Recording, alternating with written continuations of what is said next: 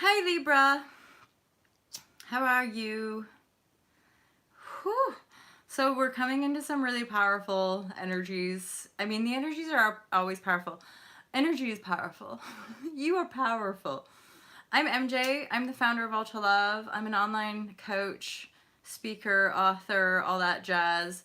I'm being guided to start tarot as a means to offer people channeled messages, guided by the paradigm shift and supporting people in their spiritual awakening process.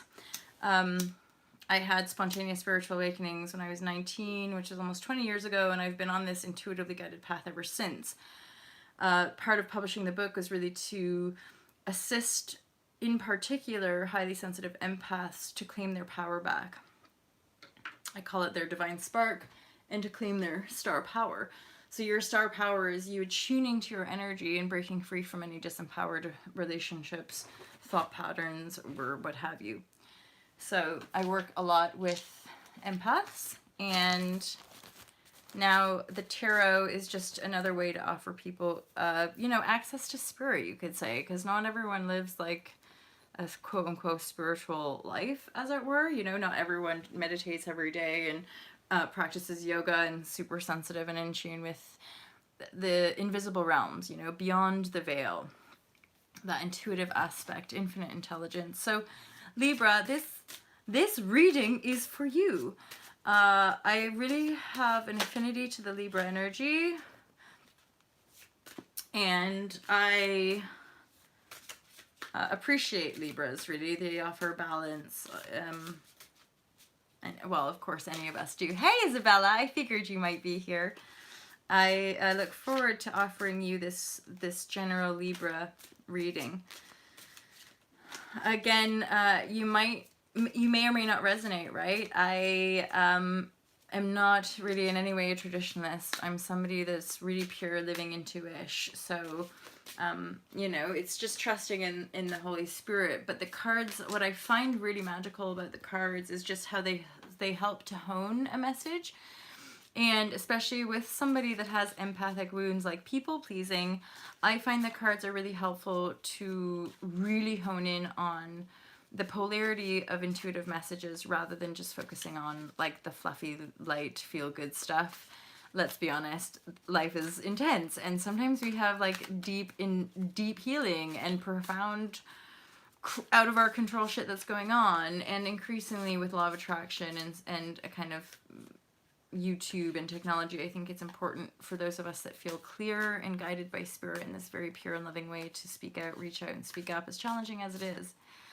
It's not easy to put yourself out there on public platforms in this world, yet the times are changing. The Aquarian age is well and truly in full swing, and so we're going to continue to see only a rise of empathy and compassion. It's not going anywhere. We're not going back to the old paradigm. We're actually moving and bridging into new paradigm now. So although this is a phase of great intensity, certainly emotionally speaking, it's actually a transformational phase for all of humanity. So we're moving from 3 to 5D, you could put it in terms of that, or you could just put it in terms of we're just moving into a healthier state of being, a more aware state of being, which will create a more just world, a more abundant world, harmonious world for everybody. That's kind of the point. Everybody deserves to be here. Everybody belongs here. If you're here, it's because you belong here.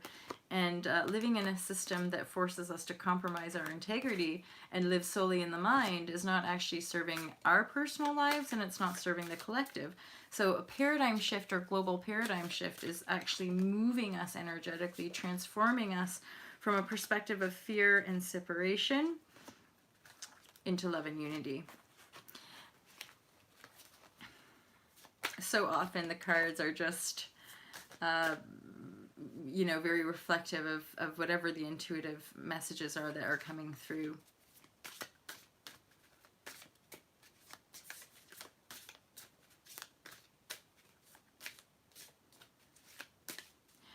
I do feel that there's been some manipulative energy. It's like you've had this nagging thought that, no, no, life is a burden. Oh, no, no, no, you do have to compromise in all your relationships. Oh, no, no, you can't really be yourself. Oh, no, no, no, no, no, you should stay small. Oh, no, no, no, no, no, no, you really, really, you know, this feeling of limiting yourself, of compromising, of having to be sneaky and underhanded in your dealings, and or that's the energy that you've been encountering. I feel like this could be a work situation, possibly. Yeah.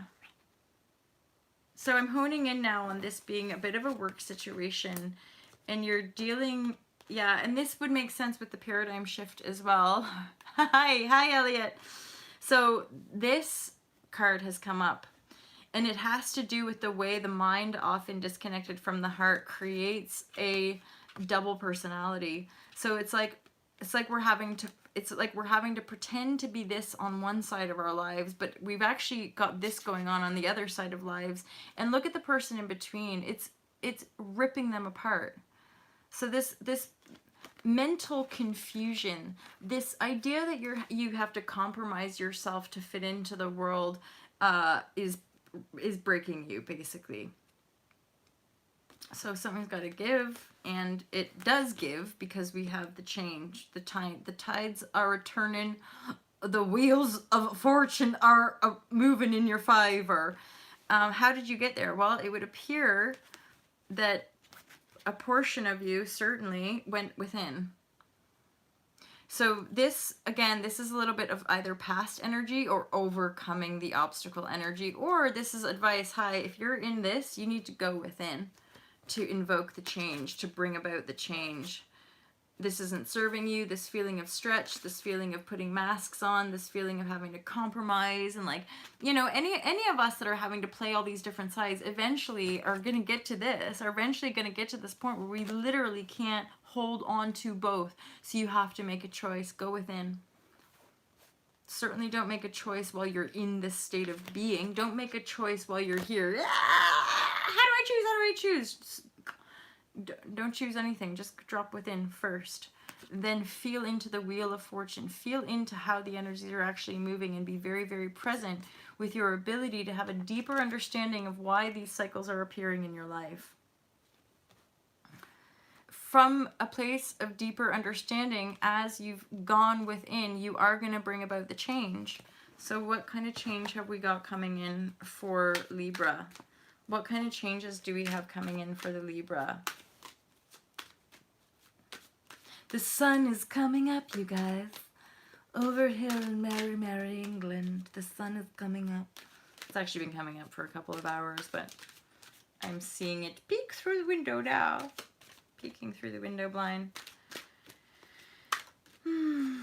Okay, Libra, what we got coming in for you guys. This is our first week of July. So no more compromise. Go within. Find that deeper understanding so that you bring about the change that you're desiring, which is a loving union, a balanced union, and happily ever after.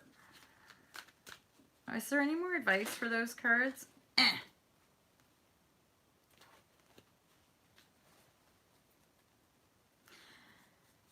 So this is just the theme now. It would appear that the theme for all the readings for this first week of July is like complete turnaround.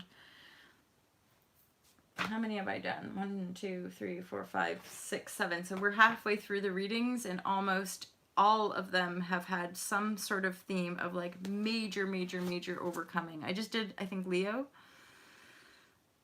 Well, a couple readings ago, anyway, I did the Leo reading, and it was insane. Like, the amount of shit some of the Leos have been through, I'm just like, whatever. So yeah, no kidding. When we get over this kind of shit, when we break free from cycles of abuse, when we rise out of a situation that might seem like, what the F? Like, how am I going to get out of this one without completely falling down the center? When we actually get out of those, you know, so instead of buying into the illusion, we go within, we find a deeper understanding. We then we become the receiver through silence and through a deeper understanding. We then become the receiver of the change that we've already set in motion. Otherwise, this shit wouldn't come up. That's the point of energy. These darker cycles, whatever, don't come up unless we're already inviting change. And then ultimately, so we invite the change, it's coming in. You've got High Priestess energy, which again is like a yin-yang balanced state of being, quite a protective energy. The High Priestess don't take no shit. But she is a benevolent, sort of divine being. So you have this this energy coming in around the High Priestess. I have like a bit of a kind of almost like a disclaimer. Just be really mindful of not projecting on to people as we move into the new cycle. Remember to hold people in the heart of grace, discerning the beyond the veil, discerning the energies that you're picking up on, but be as present as possible with people so that we're not projecting our bullshit onto one another, because this is a new opportunity, a new offer of benevolent love that's ultimately leading to this 10 of Cups energy. Whether you're male or female, there's a divine counterpart. This High Priestess means to me there's a priest coming in, that the priestess and priest are kind of coming to meet to create the happily ever after. The only underlying issue here is that if you take any of this with you, be mindful, because you might start projecting. That will create disharmony in the connection and bring it coming crashing down, which I don't feel that we're wanting. So embrace the change. Really dig into the deeper understanding of your truth by turning within after realizing that you're being stretched apart by trying to compromise and just be too much in your head, right? And then as we move forward into these new energies, being open to receive love, standing in your power, standing in your integrity so that you reflect back that integrity back to you, lots of love, and then a nice little happily ever after, right? Hey, somebody, Chewbacca, pa, pa, pa, pa, pa, pa, pa. Big love for you, my friend. Anything exciting for me? Not specifically. Libras do rock, by the way, absolutely. Yeah, for sure. Adaptation for where we want to go. Exactly. You're free, basically. There's a freedom here in these cards, because the other element of this, regardless of like the whole romantic side of things, it's that I often perceive the Lover's card as self-love and coming into union with self. So we come into true divine balance. And then of course, when you're in true divine balance, like, oh babe, this is the legit outcome, is that we get happily ever after. Why? Because you've already come into union with self. I feel this so much more powerfully now, having like transformed so much of the energy, is that it really is a burdensome construct that we're all randomly looking for love outside of ourselves. It's only through these last cycles of healing that I've seen how disempowered it is, that we're all so desperate to find relationships, right? And that it's all normal. Oh, you should go on a date or da da da da. Anywho, that's a little bit radical. It's just where I am today. It's not that I don't believe in love. It's not that I don't believe in love and companionship. It's that certainly from, like, I guess the female perspective, and I know that guys are gonna have their own perspective, the Walt Disney program of like finding this love of your life, or this expectancy of like getting to this point with other, is, I think, a complete washed out illusion. And I'm aware that it's our painful wounds that trigger us into falling in love. But we're actually falling in love with a denied aspect that was always going to come out of that relationship. Hence karma, my friends. When we fall in love with people and we end up fucking destroying each other, that's karma. Working out some fucking baggage. So that we can actually endeavor to live in a more whole state of being, which personally,